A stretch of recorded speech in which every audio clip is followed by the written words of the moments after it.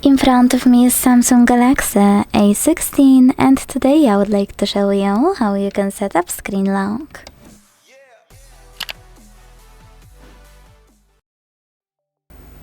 You need to start by launching Settings and scrolling to click on this section called Lock Screen.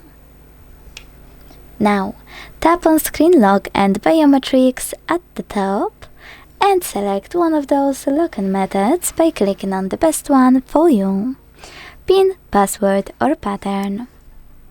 Then create it, and if you made a mistake, just tap on Retry at the bottom left corner and redo it correctly.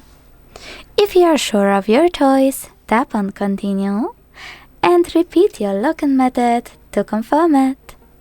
Then choose Confirm. Last but not least, manage lock screen notifications by operating all of those options. You can even turn them off or switch them on by tapping on this switcher at the top. Hit Done and go back. So now, when I switch off my screen, turn it back on and swipe up, I can set pattern is required. Thanks so much for watching. If you enjoyed this video, leave a like, comment and subscribe. Bye!